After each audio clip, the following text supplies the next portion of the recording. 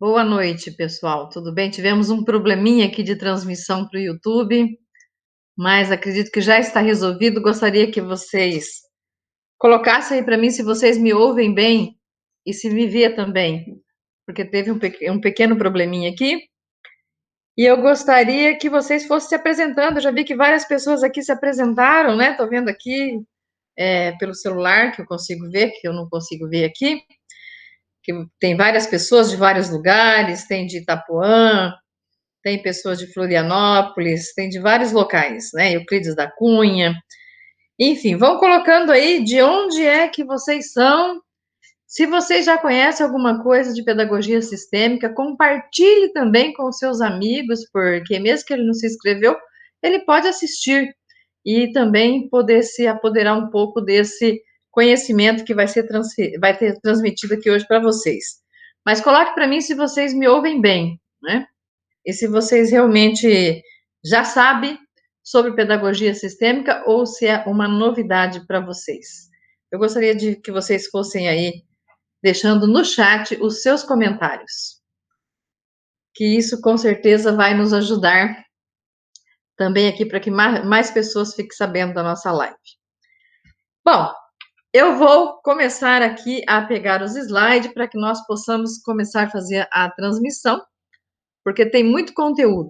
Durante o que eu estiver falando, surgiu dúvida, vocês podem ir perguntando no chat, que na medida do possível eu vou respondendo para vocês.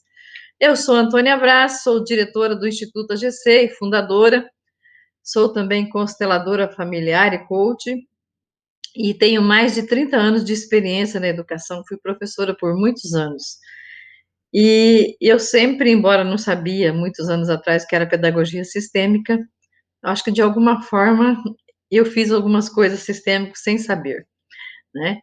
Então, vamos lá para os nossos slides. Eu vou começar aqui, ver se eu consigo abrir a apresentação aqui para vocês, começarem a ver um pouquinho do que é pedagogia sistêmica.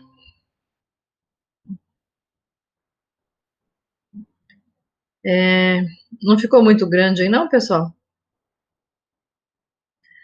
Bom, pedagogia sistêmica, eu acredito que vai ser a pedagogia do futuro.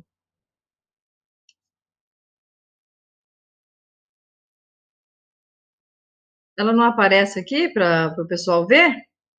Está aparecendo? Então tá. Então, tudo bem, vamos lá. Vou só abrir aqui o celular para que eu possa acompanhar também, que senão eu vou me perder aqui no meio de tanta coisa. Só um minutinho.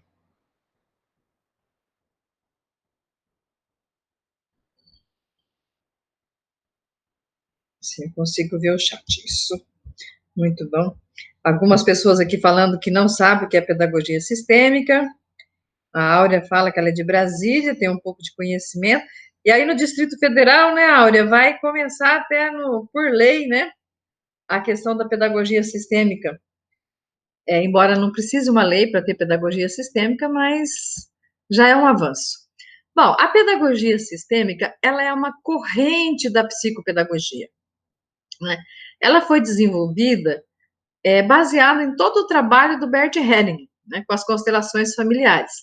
E depois teve a Marianne Frank, que ela realmente que foi, vamos dizer assim, a idealizar, a que realmente colocou em prática essa questão da pedagogia sistêmica, né? Então, você poderia chamar ela depois do Bert da mãe da pedagogia sistêmica. E ela, inclusive, publicou este livro, né, que chama Você é um de Nós. Então, ela trabalhou muito buscando soluções sistêmicas com os pais, com os alunos, e este é um livro muito bom para que a gente possa entender mais de pedagogia sistêmica. Então, ela foi uma grande contribuidora, né? Aí tem a Angélica Oliveira também, que é uma mexicana, que também tem livros, só que está em espanhol, eu não vi em português ainda. E tem o Alfonso Malpica, que também contribuiu muito, né? Adaptando todo esse conhecimento do Bert a pedagogia sistêmica, que seria dentro da educação, trazendo tudo isso para dentro da educação. Então, houve essa grande contribuição. No Brasil, a pedagogia sistêmica já começou a avançar. Tanto que lá no Distrito Federal agora é lei. Mas não precisa ter uma lei para ter a pedagogia sistêmica. Talvez foi a forma que eles encontraram. Porque a pedagogia sistêmica ela é uma postura, ela é uma nova maneira de olhar para a educação, de olhar para o aluno, de olhar para os colegas de trabalho e para as famílias, né? Olhar para todo esse cenário. No Brasil, se destaca algumas pessoas, que se destaca já no Brasil com esse trabalho, que já tem até algumas obras escritas. Tem a Ana Lúcia Braga, que é uma professora, terapeuta e escritora, que é de Ribeirão Preto. Tem a Olinda Guedes, que também é professora, psicóloga, terapeuta, que é de Curitiba. Tem o instituto lá do Décio e da Wilma, né, que é o IDESV, que também trabalha muito com a questão da pedagogia sistêmica, dessa educação sistêmica. E também nós temos o Jean, né, o Jean Luci Toledo, que escreveu esse livro da pedagogia sistêmica, que é brasileiro, que ele é de Campo Grande, que aqui tem grandes contribuições para se começar a pedagogia sistêmica dentro da sala de aula. Também temos o Leonardo, né, que o pessoal chama de Léo Costa, que ele é professor e terapeuta, ele é de Salvador, ele também já é um trabalhador no sentido de um professor que leva a pedagogia sistêmica para dentro das escolas, né, trabalhando nesse sentido para que a gente possa realmente contribuir. Também tem esse livro aqui, né, da Fátima Mello, que chama As Constelações Pedagógicas, que é muito interessante. Enfim, e tem o Laureano Guerreiro, né, advogado, que ele é de de Lorena, lá de Pindamonhangaba. Ele também é um outro que já vem trabalhando muito com essa questão dessa postura da pedagogia sistêmica no Brasil. Enfim, nós já temos, e tem outros aí também. Eu sou uma também, que vivo batalhando para ver se a gente consegue colocar essa postura de pedagogia sistêmica dentro da sala de aula. Bom, como é que a pedagogia sistêmica começa a ver a educação? Na verdade, ela começa a ver não só mais o aluno, ela não vê o aluno sozinho como um indivíduo. Ela olha para a escola, ela olha para a família e ela olha para o aluno. E a gente começa a entender que aquela criança não vem para a escola sozinha. Atrás dele tem toda uma história, né? Toda uma cultura, tem os valores, tem as crenças, tem a forma dessa família educar, que de repente é diferente. Eu não posso olhar só para o aluno, eu preciso olhar para todo o contexto. E a escola precisa se adaptar e ter uma postura para, de alguma forma, ter um olhar aluno e família e também a escola. Não que a escola vai virar um local terapêutico, não é isso, mas que ela possa entender. Mas lógico que para a pedagogia sistêmica realmente acontecer, precisa também de projetos, de políticas públicas. Porque se um professor começa a detectar algum tipo de problema, ele não é condição, não é nem função dele dar conta de tudo aquilo. Também precisa para onde encaminhar, as parcerias, todo um contexto da escola para que possa realmente acontecer esse olhar escola, aluno e família, que precisa acontecer essa inclusão de fato. E onde eu vou considerar também essa família como muito importante na participação dentro da escola, porque muitas vezes nós não queremos, existe um muro entre a escola e a família. Não no sentido de intromissão, mas no sentido de olhar para essa família e o que tem por trás, às vezes, essa criança que traz tanto problema para a escola, né? Então, eu vou falar um pouquinho mais disso. Mas de onde que vem essa ideia de pedagogia sistêmica? Embora teve todos esses brasileiros aí que têm contribuído e estão contribuindo, e tem muitos outros que estão aí no anonimato, ela vem de todo o trabalho de Bert Helling. E quem foi Bert Helling? Bert Helling era um padre, né? Formado em filosofia, teologia e pedagogia, que foi para a África trabalhar com os Zulus, lá nos anos da década de 70, ele foi trabalhar com os Zulus. E lá ele começou a ver que tinha muita forma diferente, as tribos trabalhavam de forma diferente, que eles não excluíam ninguém, que muito pelo contrário, eles incluíam as pessoas, eles iam buscar onde é que estava o problema e trabalhava com a solução do problema, não tinha foco no problema, o foco era, vamos encontrar a solução até para que o problema não se repita aqui na tribo, né, nas aldeias onde eles viviam. E o Bert começou a se interessar muito por aquilo. E o que que ele fez? Ele foi estudar, e ele estudou muito, né. E a pedagogia sistêmica, ela é baseada nas 3 leis sistêmicas de Bert Helling: ordem ou hierarquia, pertencimento, equilíbrio entre dar e receber. E já já eu falo dessas 3 leis. E essas 3 leis sistêmicas que o Bert fala, é como se fosse, assim, a lei da gravidade, né, não é questão de eu concordar ou não concordar, elas existem naturalmente. E aí pode falar: "Mas de onde que o Bert tirou isso?". O Bert pesquisou e estudou muito até descobrir essas 3 leis sistêmicas, mas muito mesmo. E ele foi buscar na psicanálise com Freud, ele estudou muito Freud, né, começou a estudar mais a mente humana, e eu até não coloquei aqui, ele estudou também a Virginia Satir, né, a PNL, né.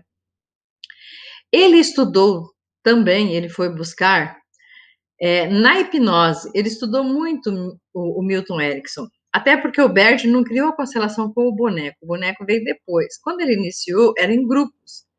E a PNL foi muito importante para ele fazer as leituras corporais, dos sinais corporais. Então ele estudou bastante. Aí ele foi estudar Levi Moreno, do psicodrama. Então ele pegou toda essa teoria e ele foi juntando tudo isso para ele poder chegar nessas 3 leis e na constelação. Ele também estudou o Arthur Janov, né, que é da psicoterapia, né, também de sentimentos mais reprimidos, de encorajar as pessoas a trazer isso, a expressar esses sentimentos que estavam reprimidos para poder trazer a solução. Ele também foi buscar na terapia transacional do Eric Berne, um grande psicólogo americano, né, que também trabalhou muito, o Eric Berne trabalhou a questão do criador da análise transacional, e trabalhar essa questão da criança rebelde, da criança submissa, do adulto, né? O Eric Berne foi um grande contribuidor para todos nós, né? E o Bert estudou isso. Também ele foi estudar a questão da redecisão com a Mary e o Bob, e estudou essa questão da ansiedade, da ira, da tristeza, os nossos sentimentos, que a gente realmente encarasse os nossos sentimentos e não ficasse se iludindo, né? Então, isso foi muito importante. Depois ele estudou, já existiam constelações estruturais, no sentido já de cada um se colocar no seu lugar, em ordem, né? Não a constelação em grupo, como que se tem na questão das 3 leis, mas já tinha essa questão estrutural que o Bert também pesquisou. Aí ele também estudou a Gestalt, né, que é uma doutrina que estuda as partes, para depois ver o todo. Primeiro estuda as partes do ser humano, não é olha o todo, depois vai as partes. Eu via as partes e depois ia procurar compreender o todo do que estava acontecendo com a pessoa. E também já existiu o pensamento sistêmico, né? O pensamento sistêmico não foi ele que criou, já existia pelo Gregory, e ele também foi estudar bastante essa questão, né, para poder ver como é que essa questão do sistema interferia na vida das pessoas, que é nisso que nós vamos se basear bastante.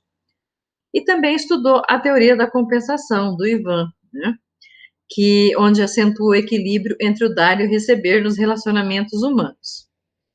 Bom, aí vamos então agora realmente dessas 3 leis. O que são essas 3 leis, como funciona e como que pode realmente ajudar dentro da constelação familiar, dentro da escola, como é que tudo isso pode fazer a diferença ou não, né, na vida das pessoas. Sempre vai fazer a diferença se nós soubermos trabalhar com tudo isso. Então, a primeira lei que o Bert descobre, quando ele descobre essas 3 leis sistêmicas, é ordem e hierarquia. Bom, o que é isso? Então, por exemplo, ordem e hierarquia. Tudo tem uma ordem e uma hierarquia. não somente a hierarquia de organograma, é uma hierarquia de que quem chegou antes é maior. Então, por exemplo, nossos pais são maiores do que nós, nossos avós maiores ainda, né? Os pais dos nossos alunos que vão para a escola, eles são maiores do que todos nós dentro da escola, porque eles são os pais daquelas crianças. E aí, uma falha que às vezes nós cometemos na educação é achar que a gente está acima dos pais. E muitas vezes a gente pode cometer alguns erros, né? Por exemplo, vamos supor assim, eu posso estar achando que eu estou acima de uma mãe, que eu sou melhor do que ela, quando, vamos supor, a criança sai para a refeição e ela vai comer carne, por exemplo, ela pega o pedaço de carne com a mão, por exemplo, para comer. E você pode dizer assim para esse aluno: sua mãe não te deu educação, não? Então eu vou te dar. Não é assim que se come. Neste momento, eu me senti maior que essa mãe. Porque essa criança tem toda uma cultura, tem toda uma história por trás dela. E por que eu vou me colocar maior do que a mãe? Além de criar um problema de conflito. Por quê? A criança tem amor pela mãe. E aí eu vou e contesto aquilo que a mãe, de alguma forma, permite que ele faça na casa dele. Então, não é contestando, para não sentir maior. Eu preciso conversar, né? Dizer, ó, tem outras formas também que a gente pode comer. Você aprendeu desse jeito, mas pode fazer desse jeito. Tudo bem que sua mãe ensinou assim, mas experimenta dessa forma para ver se fica melhor. É de um outro jeito, sem contestar. E aí, por que os pais são maiores que nós? Não é que são melhores. Maior é diferente, não tem nada a ver que são melhores. Porque de repente é um pai que bate, que agride, que xinga, que ofende, que humilha, que maltrata. Então não é que ele é melhor que o professor, maior. Então o que eu digo assim, eu tenho que respeitar que esse pai e essa mãe vieram antes. Não que eu vá concordar com violência, com maus tratos, com qualquer coisa que seja feito com essa criança e eu não possa tomar providência.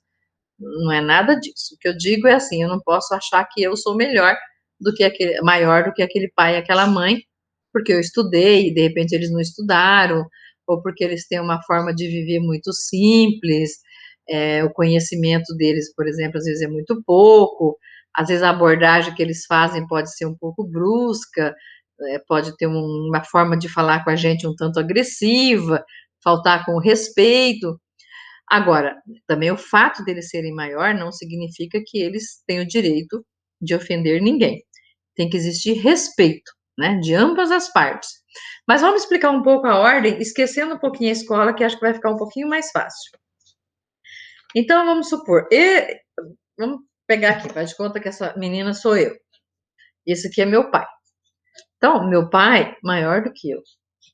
E o meu filho, vamos supor que o meu filho chegou aqui, meu filho menor que eu, né? Na escola, quem é maior? Existe o maior no sentido do organograma, que vai ser o diretor, mas existe o maior, que é o funcionário mais antigo que tiver naquela escola. Então, sempre quando a gente fala de ordem e hierarquia, eu estou dizendo que quem chegou antes é a maior.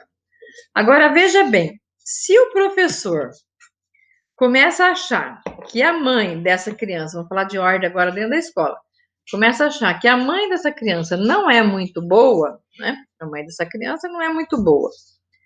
Então, eu vou fazer o papel da mãe dele. Já que a mãe dele não faz, eu vou fazer. Se eu, como professora, fizer isso, eu estou causando uma desordem. Porque eu, como professora, né? Vamos supor que eu aqui, como professora, tirei essa mãe não é boa o suficiente. Então, essa mãe, deixa ela de lado, que eu vou cuidar desse menino. E às vezes faço o papel que não é de professor, porque estou substituindo a mãe ou o pai dessa criança, não importa se é a mãe, se é o pai. Eu saí da ordem, porque eu fui ocupar o lugar do pai ou da mãe dessa criança. E isso pode até trazer adoecimento para o professor, porque toda vez que eu infringir uma dessas leis, eu vou trazer problema para a minha vida, né?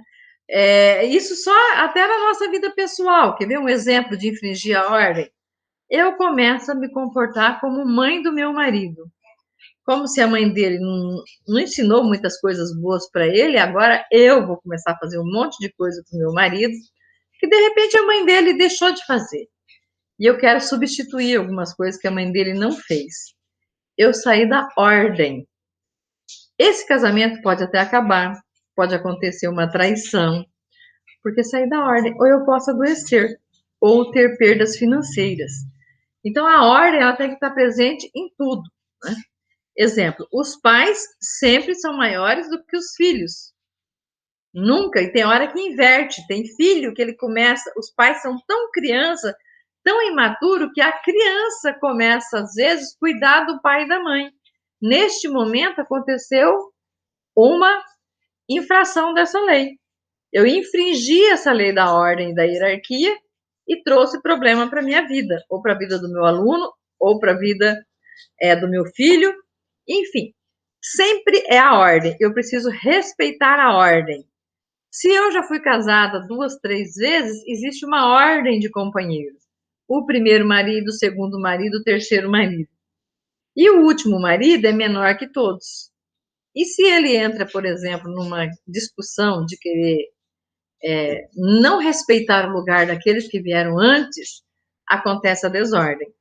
Se eu não respeito o lugar dos meus ancestrais que vieram antes de mim, que eu só estou aqui porque houve esses ancestrais para me dar a vida, que é a minha família de origem, que vem vindo lá de trás, quantas gerações para que eu chegasse até aqui, e eu não reconhecer isso, eu começar a achar que eu sou maior do que o meu pai, do que a minha mãe, do que minha avó, meu avô, porque eu estudei, porque eu sei mais, eu trago desordem para minha família e para o meu sistema familiar.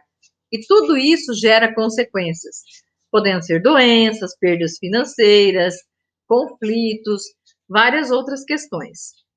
A lei do pertencer, todos têm direito de pertencer. É o vínculo afetivo que nós temos com o nosso sistema. E quando alguém é excluído, isso traz um grande transtorno, né? Eu poderia dizer assim, de uma forma pesada, uma certa maldição para aquele sistema familiar. E como que isso pode acontecer? Vou pegar até uma história que o Jean conta aqui nesse livro aqui. Ele conta uma história de uma criança de 3 anos de idade que ninguém mais dava conta de conseguir colocar disciplina numa criança de 3 anos. Batia em todo mundo, no professor, ele chutava, ele batia, ele era totalmente agressivo, batia na mãe, e era uma criança que o diretor, o coordenador pedagógico, todo mundo já tinha tentado fazer alguma coisa e não conseguia. E a professora já tinha movido o céu e a terra, e já estava até se sentindo mal porque não conseguia resolver. Aí ela teve noção de algumas coisas de constelação familiar. E ela resolveu chamar a mãe para uma conversa particular.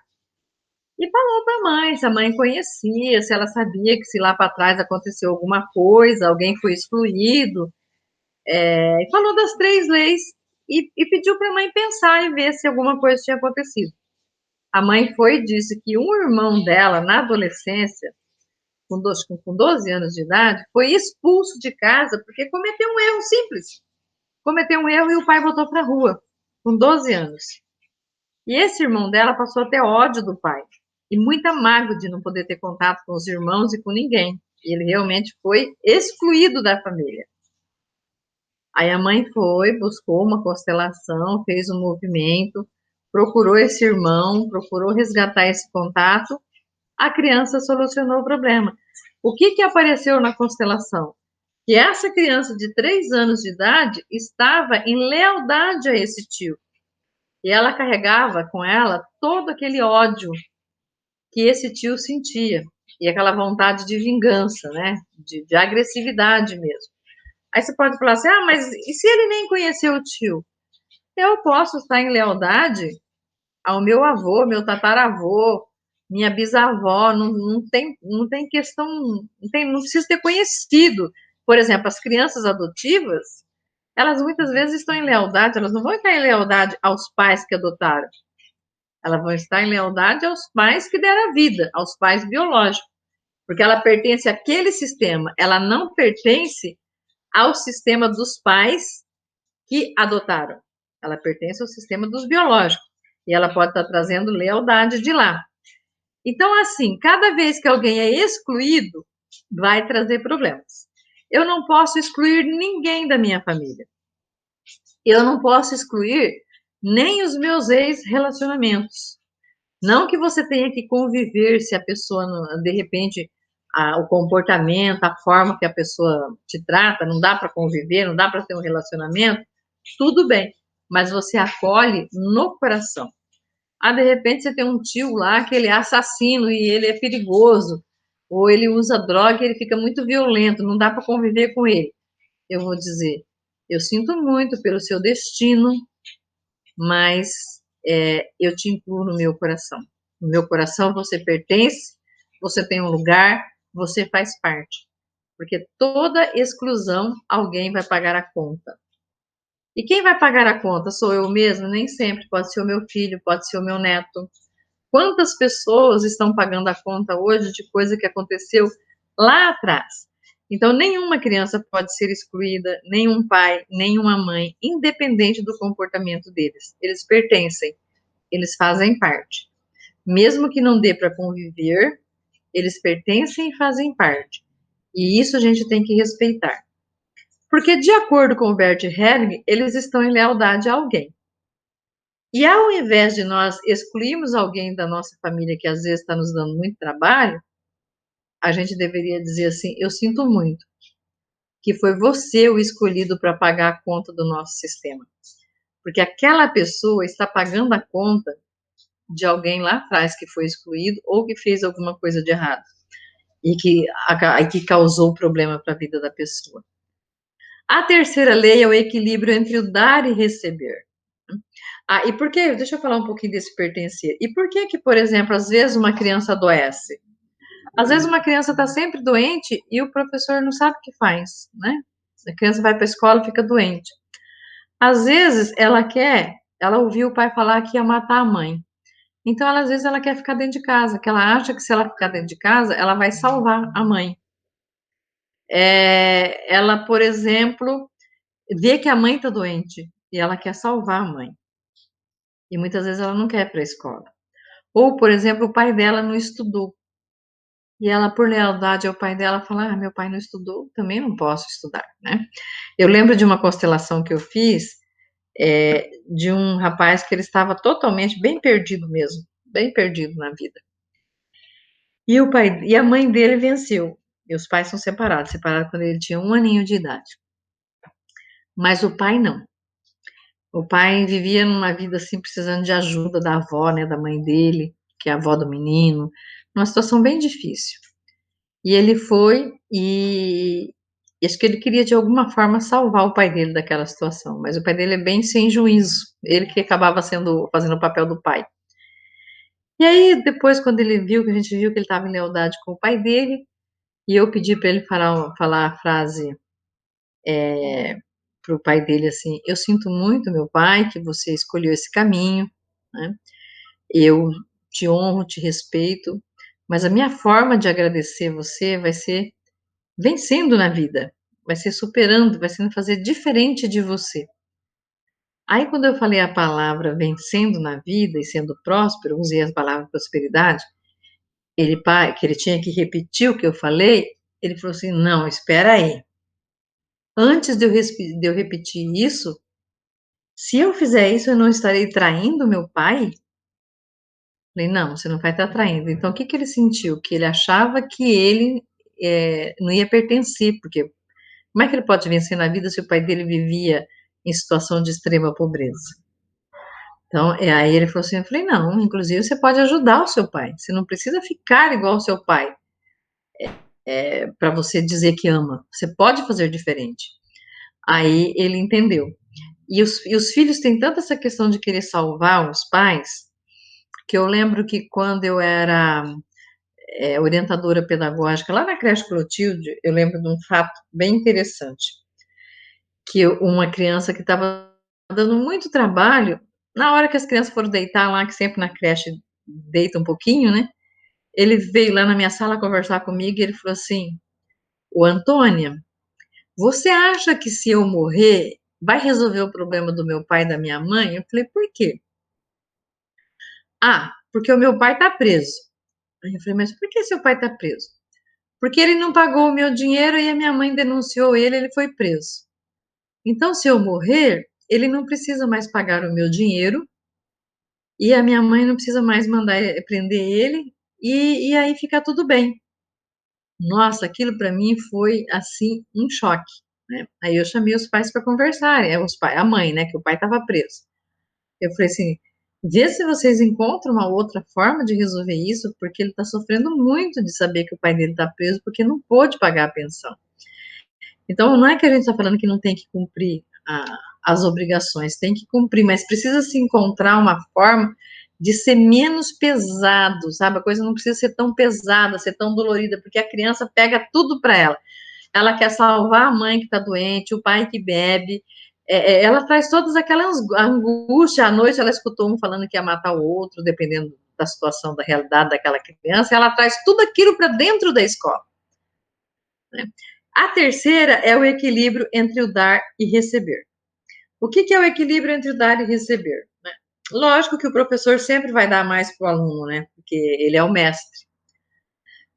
E a criança dá aquilo que ela aprende, os resultados que ela consegue na vida, aquela gratificação para o professor. Mas precisa ter um equilíbrio entre o dar e o receber. Né? Primeiro, o professor tem que ser professor. Ele não pode querer ser pai, nem mãe, nem tio, nem assistente social, nem psicólogo, nada disso do aluno. Para isso, precisa existir os projetos que os municípios, o Estado precisa desenvolver de políticas públicas para que realmente possa fazer um trabalho integrado de equipe mesmo, né, de equipe multi, para que aconteça tudo isso, porque ele não vai dar conta. Se ele percebeu lá que esse aluno está trazendo um monte de problema da família, lógico que ele vai precisar de outros profissionais para ajudar, porque ele não vai ficar fazendo constelação, fazendo grupos, fazendo as oficinas, fazendo as palestras, fazendo tudo para conscientizar esses pais, para conscientizar não, né, para despertar esses pais para essa educação, para essa visão sistêmica.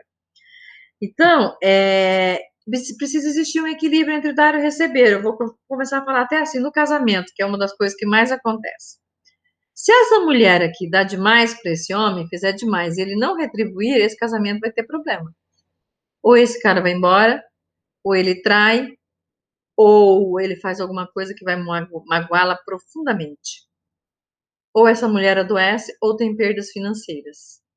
Mesma coisa, se o professor desequilibra demais, faz demais, eu não estou querendo dizer de dar uma boa aula. Começa a assumir 500 papéis, um monte de papéis que não é dele, que depende também de que os municípios se organizem para fazer o trabalho multidisciplinar e que realmente tenha, porque tem a constelação aprovada no SUS, só ainda não tem verba para contratar constelador, mas poderia ter um trabalho de assistente social, de psicólogo, de constelador, que fizesse um trabalho de saúde, educação e assistência social, para que realmente essa educação sistêmica pudesse acontecer dentro da escola. Lógico, como? Despertando a consciência desses pais através de oficina, de palestra, de conhecimento das ordens do amor, que essas 3 leis sistêmicas faz parte de um livro do Bert Hellinger que chama As Ordens do Amor. E isso realmente possa acontecer dentro da escola, né? Porque se esse professor começar a fazer tudo também, ele vai adoecer. Se ele faz tudo, cuida de todas as crianças, ele tem lá 30 crianças, ele vai acabar tendo problemas, né?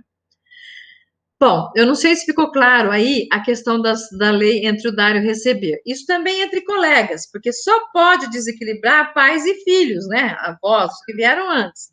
Então, vamos supor que eu e um de vocês aqui, eu pego carona todo dia com você, com um de vocês aqui, vou pegar quem aqui, vamos supor a Renata, que está aqui, eu pego carona todos os dias e não dou nenhuma retribuição, não faço nada para retribuir, não ajudo a pagar o combustível, nada. O que vai acontecer? Eu vou aprontar alguma coisa que vai magoar essa pessoa aqui profundamente, né? porque ele deu demais.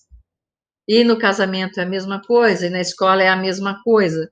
Todos aqueles que fazem demais e não têm retribuição vai receber a ingratidão. Por quê? Porque o outro vai uma forma de dizer, chega de fazer tanto para mim. Então é preciso ter equilíbrio nas relações.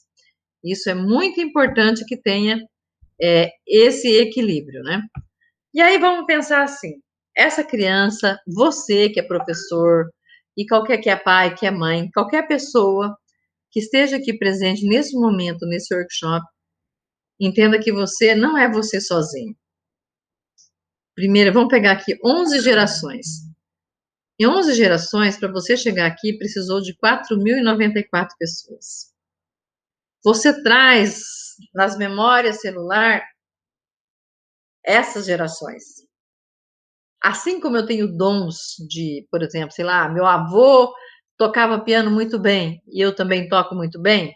Então, assim como eu recebo as coisas boas dos meus ancestrais, vamos dizer, os talentos, os bônus, eu também recebo os ônus, os boletos a pagar. E eu trago na minha memória, eu trago para a minha vida atual muitas coisas dos meus ancestrais, que eu não preciso ter conhecido e eu posso estar em lealdade repetindo padrões de comportamento ou pagando a conta deles, que isso é muito comum, né? Eu posso estar em depressão porque entrei em depressão com a minha avó. Minha avó teve depressão e de repente eu estou em lealdade.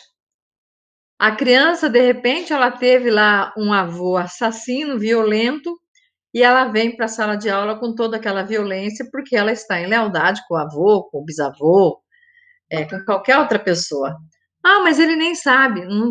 Já falei várias vezes, não precisa ter conhecido. Eu já constelei vários filhos adotivos.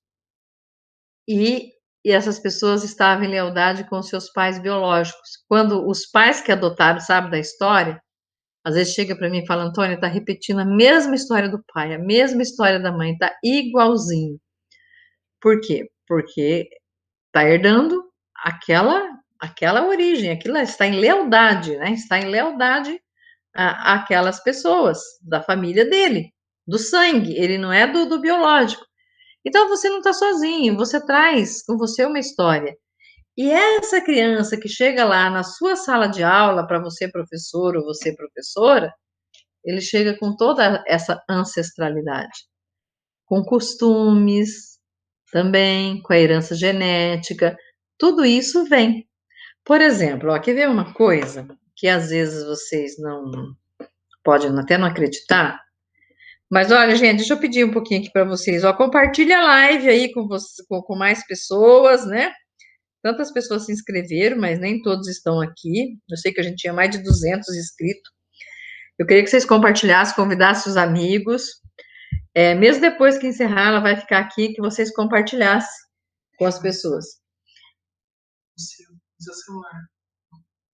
Por quê? Porque você tá no banho. Acho que tá aberto no computador, WhatsApp. Ah, tá. Só um minutinho. Mas eu não sei como é que se eu fechar aqui, João, vai dar problema. Então deixa. Deixa eu ver. Tá tudo bem aí, né, gente?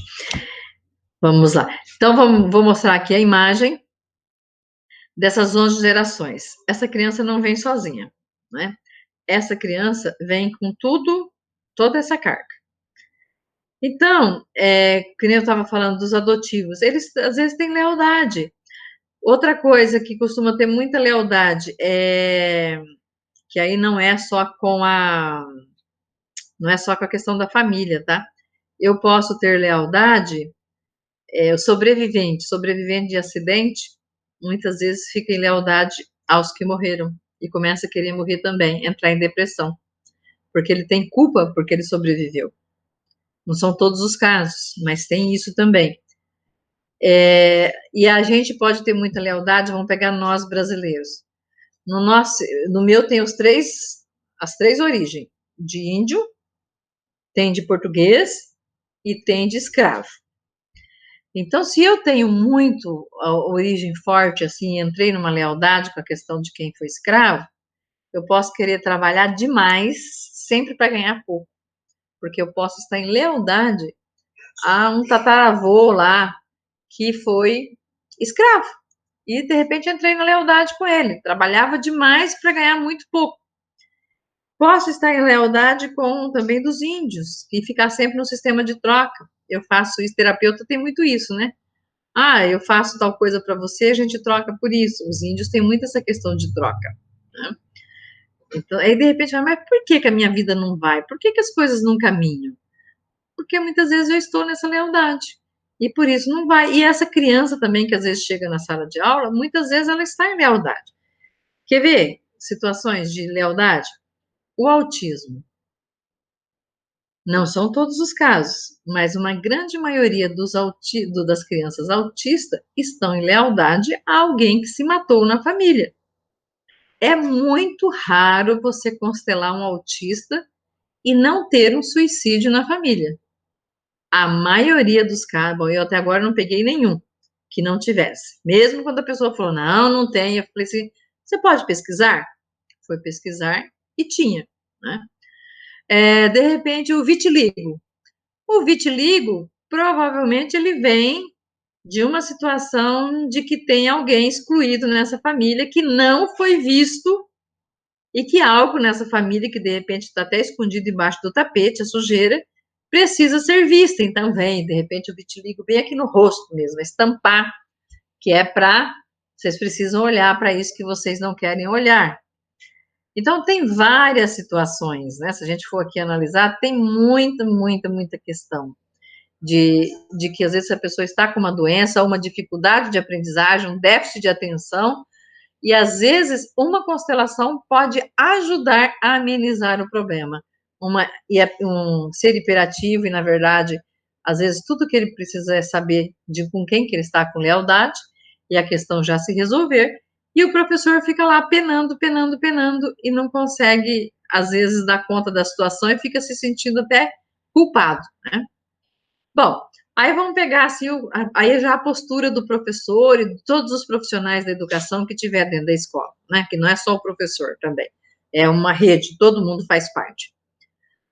Então, o Hering, ele observou 3 tipos de amor aqui nessa questão dos relacionamentos, e o Jean também fala disso nesse livro. Então, o Jean fala do amor cego. O professor que tiver, vou falar agora do professor, que é porque ele está dentro da sala de aula, mas qualquer profissional que estiver dentro da escola, que tiver no amor cego, infantil, vai querer pegar aquela criança e abraçar como se fosse filho dele. E vai querer fazer tudo para querer dar conta de resolver. O professor no amor adulto, quer dizer, esse aqui vai assumir todas as responsabilidades. O professor que está no amor adulto, ele vai começar a questionar. Espera aí. O que é que tem, será, na vida dessa criança? Ele já não vai ficar fazendo reunião de pais só para ficar falando que a criança dá tal problema, faz isso ou faz aquilo. Ele vai começar a conversar com essa mãe, porque se ele tiver uma visão sistêmica com esse pai, ele vai começar a querer saber um pouco mais da família, não no sentido de querer se intrometer na vida dos outros, mas de saber um pouco mais, né? E procurar encontrar a solução e começar a despertar um pouco esse pai e essa mãe para ir encontrar a solução para esse problema. Então, vamos encontrar a solução junto. O professor que já está mais assim no espírito, no amor do espírito, da alma, que ele quer dizer isso, ele vai conseguir olhar um pouco de fora, né? Ele vai fazer essas orientações, ele vai fazer os encaminhamentos, tudo que ele puder fazer ali, sem abraçar para ele, mas ele olha um pouco de fora no seguinte sentido: eu também preciso respeitar a história dessa família. Eles precisam ser capazes de dar conta dos problemas deles. Junto, é claro, com os órgãos que podem ajudar, dependendo da situação. Mas ele não fica pegando a dor para ele. Porque se ele pegar a dor, aí a situação complica, ele vai para o infantil, que é o amor cego.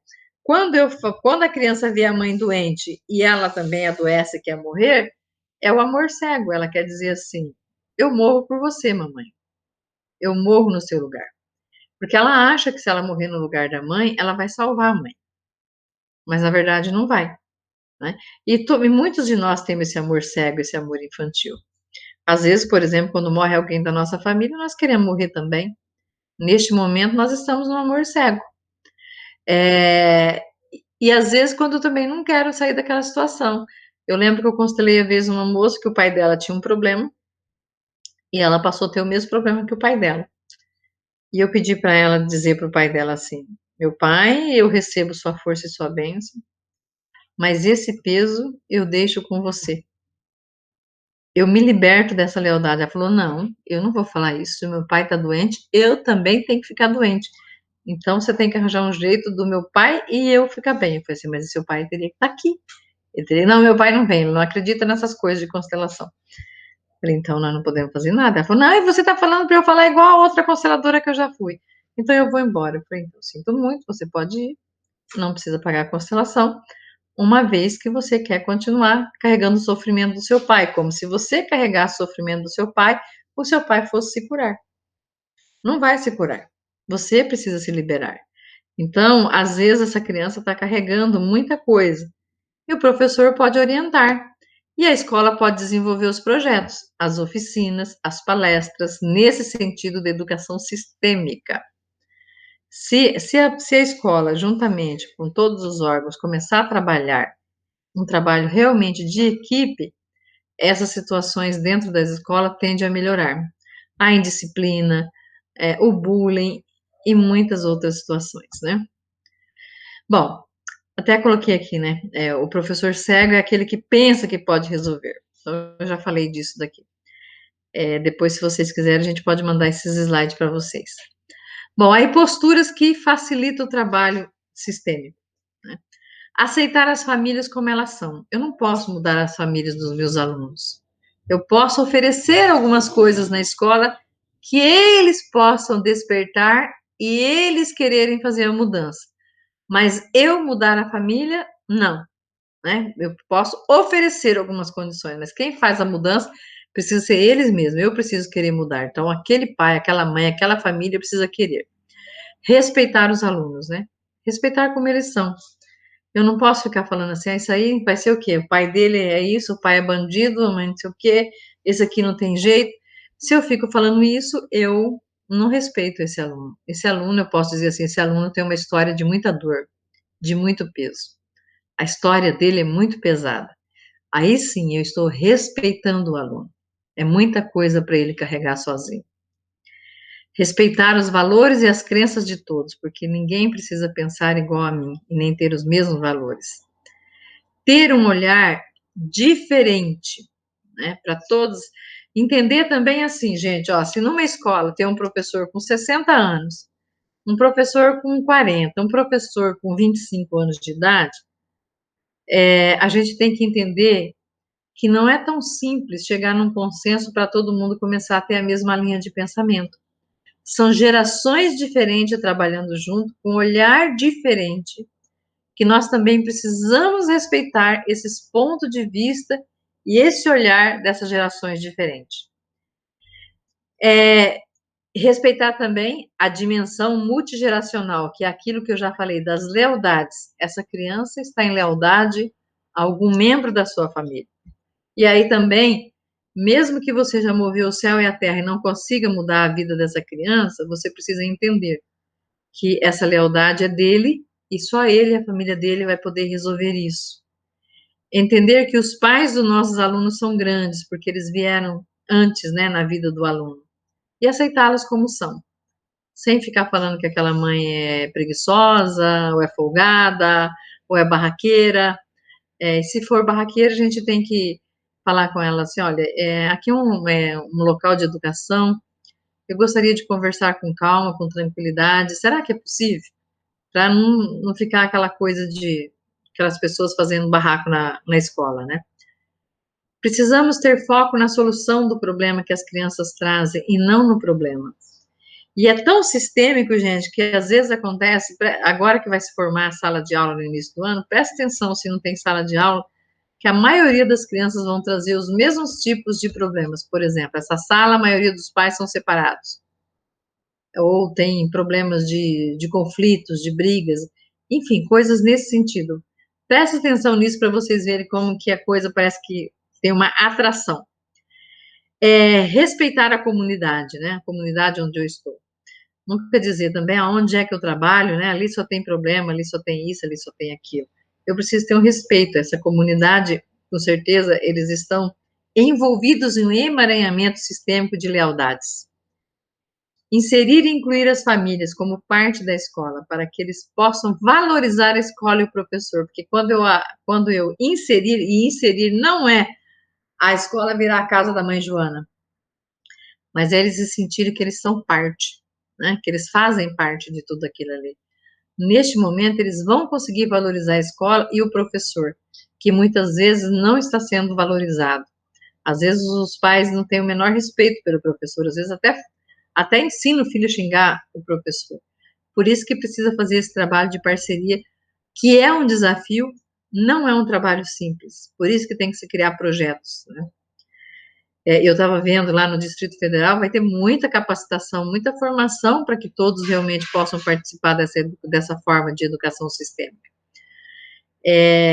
Faltou um aqui. Cada um respeitar o lugar do outro e assumir o seu papel. Os pais não podem delegar o papel deles ao professor e vice-versa. Porque tem pai também, mãe, que quer que o professor vire pai e mãe dos filhos dele. E esse não é o papel do pai e da mãe, ou do professor, fazer esse papel. Cada um no seu papel. Se começar a misturar os papéis, a coisa vira uma bagunça. Na nossa vida também.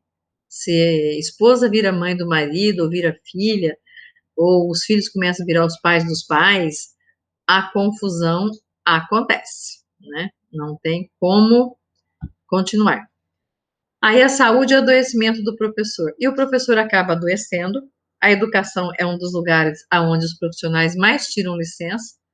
Por quê? É uma cobrança grande, eles têm que dar conta de relatório, de planejamento, de preparar as atividades, de ver se aquela criança está aprendendo, acompanhar o desenvolvimento daquela criança. Aí ele vê que, de repente, as crianças não estão indo como precisava ir, vem a cobrança em cima dele, ele se sente culpado, ele acha que muitas vezes é ele que não dá conta, porque, por exemplo, se a criança não está aprendendo, é culpa dele. Se a classe dele é indisciplinada, a culpa é dele, é ele que não sabe dar uma boa aula, é ele que não sabe fazer. Se a criança apresenta muito problema, é porque ele não foi eficiente. E o que acontece com isso? Ele adoece. Então, por isso que tem tanto adoecimento do professor. Precisa se trabalhar isso para que cada um realmente assuma o seu papel e diminua esses adoecimentos e os problemas com as crianças, né? Deixa eu ver se tem algumas perguntas até agora. Dá uma olhada aqui para ver se tem pergunta. Pessoal, coloca aí para mim se vocês estão com dúvida, se vocês estão entendendo como é que tá. Ó, a questão dos slides, que estão todo mundo aqui, todo mundo não, várias pessoas aqui falando dos slides. A gente pode encaminhar, alguns estão até deixando o e-mail. Nós vamos encaminhar para todos que se inscreveram. E, além disso, vai ficar disponível por alguns dias esse workshop. Eu não sei quantos dias, mas vai ficar alguns dias, tá? Aí a Renata fala assim, eu trabalhei em uma escola que a sala tinha algum problema, mas detalhe, a própria escola montou uma sala assim. É verdade, às vezes a escola já monta uma sala que já fala, aquela sala é dos crianças problemas, né? Realmente, isso vai colocar, às vezes, todos aqueles que dão mais trabalho para aquele professor. E aquele professor, às vezes, tem que se virar nos 30 para dar conta, né? Das questões. Aí não tem mais pergunta, pelo jeito? Tem uma da Andressa Pires. Qual que é a pergunta? Hoje em dia, muito se cobra que a escola resolva tudo. E nisso ela acaba fazendo coisas que seriam dos pais.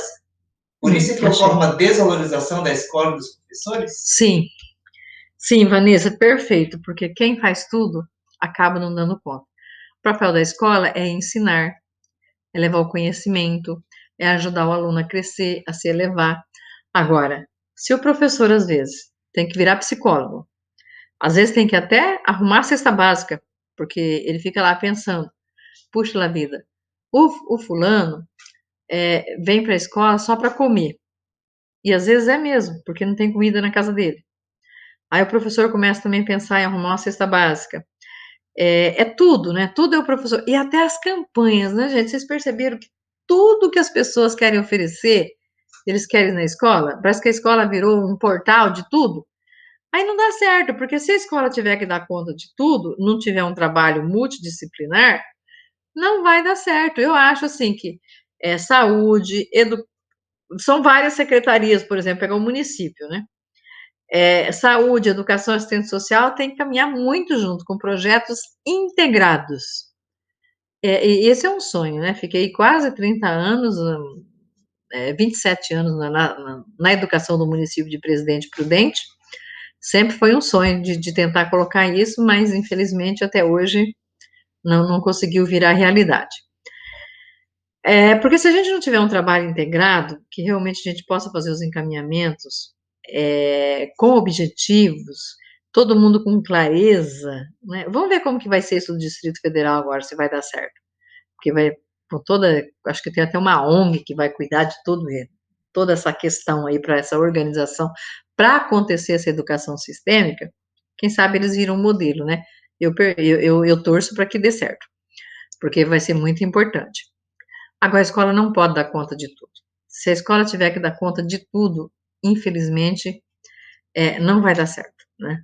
Porque eu lembro quantas vezes eu tive que colocar a criança no meu carro para levar para o médico, porque às vezes a mãe não levava, estava errado também. Como é que a gente tem que levar até a criança no médico, socorrer, fazer um monte de coisa? Tem coisa que são dos pais, tem coisa que é do poder público, tem coisa que é da escola, e cada um precisa fazer o seu papel bem feito, porque se eu começar a querer fazer tudo, aí vai virar um fracasso, não vai dar certo, e não vai valorizar o professor. Por quê? Porque ele entrou no desequilíbrio, lembra que eu falei? Quando eu quebro a terceira lei lá do equilíbrio entre dar e receber, vão me tratar mal, vão ser ingratos, vai fazer alguma coisa comigo que não vai ser bom, porque eu desequilibrei a terceira lei. Então eu não posso querer fazer tudo, e a escola não pode querer fazer tudo. Bom, quando a escola começa a trabalhar com a visão sistêmica, aonde já se houve esses trabalhos, porque no México é muito forte, né, na Alemanha, então já existe alguns países assim que está bem avançado. Portugal também eu sei que já tem bem, e assim, o que se tem de situação de conquista, que diminuiu o déficit de atenção, né? Porque, por exemplo, às vezes a criança está com déficit de atenção, e às vezes não é tanto que ela tem um problema psicológico, não, às vezes é porque ela está lá pensando na confusão da casa dela, e ela não consegue prestar atenção em nada, ela está lá, desligada, pensando lá na casa dela, do que está acontecendo lá. Diminui a hiperatividade, o bullying, a dificuldade de aprendizado e de relacionamento, pode melhorar a questão dos relacionamentos na escola, as crianças ficarem mais unidas, diminuir a dependência química, as doenças e o mau comportamento.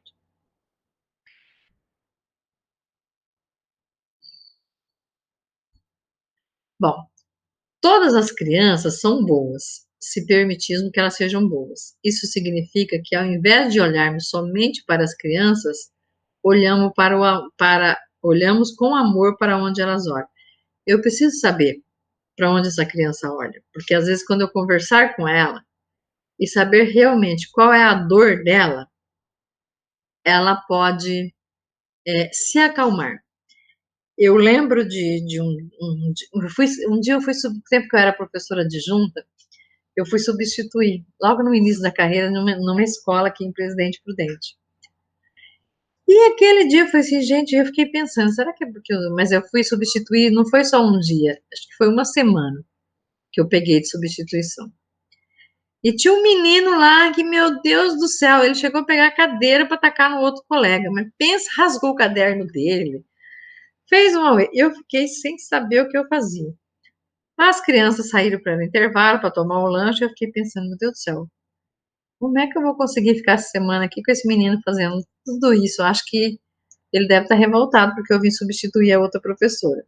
Mas aí eu fiz assim, quando ele voltou da aula, eu fui lá, sentei, era mesinha pequenininha, sentei junto com ele e falei assim, conta pra mim, tá acontecendo alguma coisa? que você tá tão bravo assim, batendo nos seus colegas, quebrando tudo, ele despencou no choro. Ele falou, eu tô com raiva. Eu falei, com raiva porque meu pai foi preso. Aí eu falei, mas como? Como assim? Ele falou, ele fez umas coisas erradas, e domingo eu tava lá na casa da minha avó, e ele mora com a minha avó, e a polícia chegou e jogou ele dentro do camburão, e ainda chutou ele dentro do camburão. E eu tô com muita raiva. Aí eu falei pra ele, eu entendo a sua dor. E eu sinto muito pelo que você tá passando. Ele chorou, chorou, chorou, chorou, chorou. Abracei ele, ele se acalmou. Não me deu mais trabalho. O resto da semana consegui dar aula. Às vezes é só isso, é esse acolhimento, né? Entender o que que é que ela está passando. O que está acontecendo com essa criança. E essa é a Marianne Frank, da Alemanha, né? Essa é vamos chamar aí a mãe da pedagogia sistêmica. Então ela tem essa frase, a pedagogia sistêmica permite perceber as pessoas não como indivíduos isolados, mas como parte de uma estrutura interrelacionada. O pensamento sistêmico também inclui saber que as crianças e os professores estão conectados com sua família de origem, criança. Então, assim, o professor, o que ela quer dizer com isso? O professor vem para a escola também com as suas questões dos seus emaranhamentos sistêmicos. Porque eu tenho emaranhamento, já fiz 6 constelações, mas eu tenho certeza que ainda tem alguma coisa emaranhada para resolver. Então, o professor tem, o diretor tem, o coordenador, os serviços gerais, a cozinheira, todo mundo tem. E as crianças também, e as famílias também. Então, essas pessoas, estamos todos no emaranhamento, estamos todos conectados, né? Todos conectados. E isso também tem uma razão para estarmos todos juntos no mesmo lugar, né? E precisamos olhar para isso. E às vezes até perguntar, né? Por que eu estou numa classe assim? Por que essa classe minha tem esse comportamento? Essas crianças se comportam assim? O que eu posso fazer para resolver? O que eu também preciso olhar? Porque às vezes tem alguma coisa que eu preciso olhar. Eu atraio determinado tipo de pessoas que às vezes eu também preciso olhar. Aí meditei, aí uma frase, né, do Manuel de Barros. Meditei sobre as borboletas, vi que elas podem pousar nas flores e nas pedras, sem magoar as próprias asas. O que eu entendo dessa frase? Mesmo a gente estando lá trabalhando às vezes com crianças difíceis ou crianças boazinhas, eu posso trabalhar com todas elas sem machucar as minhas próprias asas. Eu posso trabalhar com pessoas que são de fácil relacionamento, como trabalhar com pessoas de difícil relacionamento, né? E mesmo assim, eu posso fazer tudo isso sem me machucar. Eu não preciso pegar o problema delas. Eu respeito o problema dela. Eu posso até dizer, eu sinto muito por você ter uma história tão pesada, né? E não ficar também no papel de vítima e nem no papel de salvador, porque isso também é muito importante. Aqui tem as referências bibliográficas, né, que eu utilizei também para trabalhar com vocês, né? Tem esse aqui que é Você é um de Nós. Aí esse outro da Paula Matos eu não tenho aqui, não tenho ele comprado para passar para vocês. Aí eu tenho esse do Jean, né, que ele é muito interessante. Tenho esse da Fátima Mello, mas ali eu usei também da Olinda Guedes, mas da Olinda tá em espanhol. Eu peguei algumas coisas, não o livro, porque ele está em espanhol. E essa pedagogia Helling também, ela é da Angélica Oliveira também, que é uma grande divulgadora aí da pedagogia sistêmica. Vai ter até um congresso em Portugal, ela vai estar presente. O Mariano também vai estar. E tem esse aqui do Bert Helling também, que é legal. Conflito e Paz, né? Uma resposta. É muito interessante. Bom, eu quero saber, gente, se tem alguma pergunta. Coloquem aí para mim se vocês têm mais pergunta, né? A Paola fala que faz muito sentido, mas sinto que muitas pessoas podem olhar para os projetos de constelação como karma.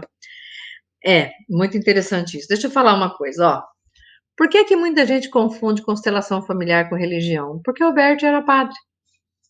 E não tem nada a ver. Constelação não tem nada a ver com religião. E a constelação não é você vir aqui só e constelar com os bonequinhos e tá tudo resolvido. Tá, eu vim aqui e identifiquei que eu estava lá em lealdade com meu avô, desfiz a lealdade e agora acabou. Acabou se você colocar as coisas em ordem, né? Se você cumprir o que você tem que fazer. Porque essas 3 leis, elas precisam ser vivenciadas. Então, constelação, além de você fazer elas com o bonequinho ou em grupo, você precisa viver essas 3 leis. E o que é viver essas 3 leis? É não, por exemplo, sair do seu papel. É não quebrar a ordem. Porque toda vez que eu quebrar a ordem, eu vou ter problema. Por exemplo, quando as crianças também às vezes estão lá totalmente problemática, porque está fora da ordem. A mãe fala que ele é o primeiro filho e na verdade ele não é o primeiro filho porque teve um aborto. E essa criança pode até estar conectada com esse aborto. Se ela é o segundo filho, a mãe está falando que ela é o primeiro e não está incluindo o aborto, primeiro já tem uma exclusão, está infringindo a segunda lei, não está incluindo o aborto. Está infringindo a primeira lei da ordem, porque está falando que o filho é o primeiro, o filho é o segundo. Essa criança pode até querer se matar, cometer um suicídio, porque ela pode querer ir atrás do aborto. Ela pode se conectar com o aborto. Então, o aborto tem que ser incluído para ficar na ordem. Então, às vezes, vamos supor que eu fosse a quarta, mas antes de mim teve um aborto. Então, eu não sou a quarta, sou a quinta. E se eu estiver falando que foi a quarta, eu estou fora do lugar. Isso pode me trazer um grande emaranhamento para o professor, para qualquer pessoa, para a criança que está na escola, para a mãe da criança, para o pai da criança. Então, muitas daquelas coisas que estão acontecendo é porque está infringindo uma das leis. Ou alguém está dando demais e o outro não está retribuindo e está trazendo sofrimento e dor. Então, se eu não vivo as 3 leis, eu vou trazer emaranhamento para a minha vida e para o meu sistema. Porque constelação familiar é uma filosofia, é uma forma de viver sistemicamente. Por isso que é educação sistêmica, por isso que a gente fala educação sistêmica, né? E deixa eu ver se tem mais pergunta. Eu posso passar o congresso. Eu vou pedir aqui, gente, anota meu WhatsApp, por favor, porque aí não dá para mandar por e-mail esse link do evento de Portugal. Eu até estou querendo ir também, nesse congresso que vai ser em agosto. 18, o código de área, 997713959, que eu envio o ingresso não, o link do congresso que vai ter em Portugal. Nossa, vai estar as pessoas muito, muito renomadas do mundo. Vai ter gente, os palestrantes serão de vários lugares do mundo. E vai ser muito, eu acredito que vai ser muito bom. Eu sei que vai ser em agosto, tá, Ana Carolina? E assim, não é um congresso que está tão caro, 390 euros eu vi o preço dele. Bom, e pode fazer online quem não quiser ir para Portugal, né? Pode fazer ele ao vivo online, pode, só não vai ficar gravado. Aí eu posso mandar isso para vocês, para quem quer ir para Portugal fazer o congresso. Aí a Elisiane pergunta: cabe ao professor ter um olhar diferenciado? Sim, cabe ao professor ter um olhar. Não só o professor, porque ele sozinho não vai fazer. Cabe ao professor e à escola como um todo, né? A direção, a cozinheira. Porque veja bem, se você está fazendo uma educação sistêmica e a criança, na hora de comer, ela pega e joga comida no chão e a cozinheira grita com essa criança e não sei o quê. Poderia fazer diferente, né? O fulano, vem cá. Quando a gente come, como que a gente faz? Lá na sua casa você faz como? Lá na minha casa a gente joga. A sua mãe não liga? Não, não liga. Então, já é um ponto para a gente começar a discutir. Vamos trazer, então, para a capacitação aqui na escola, algumas formas de educação, de formas de agir, de se comportar. Vamos começar a discutir a questão das leis sistêmicas. Porque quando a gente começa a viver essas 3 leis sistêmicas, gente, primeiro, a gente não quer ocupar o lugar de ninguém. Segundo, a gente sai do julgamento e para de excluir as pessoas. Às vezes, até uma notícia horrorosa que você assiste no jornal, eu já pergunto, se eu estou assistindo o jornal, vi uma notícia horrorosa, falo, gente do céu, qual é o emaranhamento que tem aí para ter acontecido essa tragédia. Porque tem alguma coisa, né? Que a gente não tem explicação. Tem coisa que é Deus só para explicar. Mas tem alguma coisa, é algo maior, né? Que a gente não entende. Que às vezes é mistério. Que nem as pessoas falam assim: ai, Antônio, mas como é que pode eu ter entrado em lealdade com a minha bisavó, que aconteceu tal coisa com ela? Eu falei: eu não tenho explicação. É a mesma coisa que eu ficasse perguntando assim: espera aí, quando o corpo da criança começa a desenvolver lá na barriga, no útero da mamãe, por que que uma célula que está lá vai virar gengiva, a outra vai virar olho, olho direito, olho esquerdo, os cílios, cabelo, perna, pele? Como? A gente não tem explicação para isso. A mesma coisa, não temos explicação por que que uma pessoa da família vai pagar a conta, resolve entrar em lealdade e pagar a conta lá pelo sistema. E às vezes paga uma conta muito alta, porque tem uns que pegam uma conta muito alta, né? Então, um monte de gente querendo aqui do Congresso, né? O celular, a Ana Carolina até já colocou ali, manda um WhatsApp para mim, oi, me manda o link que eu mando para vocês, tá bom? Eu quero pedir para vocês, quem quiser participar sábado eu vou trabalhar também nessa visão sistêmica, eu vou trabalhar a gestão e a mediação de conflitos. E tem uma coisa que eu gostaria de pedir para vocês. Primeiro, que se vocês gostaram, que vocês deixem o like de vocês, compartilhem com os amigos, com os colegas de escola, enquanto estiver disponível, que vai ficar aqui pelo menos uma semana. E para aprender mais, entender tudo o que é uma pedagogia sistêmica, uma educação sistêmica, nós somos do Instituto, cadastrado pela Facom, reconhecido pelo MEC, tudo certinho na cidade de Presidente Prudente, mas vamos oferecer pelas aulas remotas. Tem algumas aulas que é na plataforma, que serão na plataforma, que já estão lá gravadas, e depois vai ter algumas aulas que vão ser dia de sábado online, que começa a primeira, se eu não me engano, começa no dia 20, né? As matrículas vão até dia 8 e aí começa no dia 20. O próximo sábado após o carnaval que começa as aulas. Então, nós estamos com uma promoção, ó. Essa pós, o valor dela era, que já foi oferecido, é 200 de matrícula, 10 de 197. Ela vai estar até o dia 8 de fevereiro por 200 de matrícula e mais 8 de 97. Então, de qualquer lugar do Brasil, pode fazer que as aulas vão ser ao vivo e online. Eu também gostaria que vocês se inscrevessem no canal do Instituto AGC, porque nós vamos começar a oferecer bastante conteúdo interessante na área da educação. Até para a questão de estudar para o concurso também, nós vamos estar oferecendo. Então, se inscreva aí, aperta o sininho e vão no nosso Instagram também, que lá a gente coloca todas as nossas novidades, que é Instituto AGC _oficial. Siga a gente lá no Instituto AGC que vocês vão ficando por dentro. E eu gostaria de saber se tem mais alguma pergunta, né? Tem gente perguntando se vai ficar gravada. Sim, vai ficar gravada, pelo menos até o dia 10 por aí vai ficar gravado.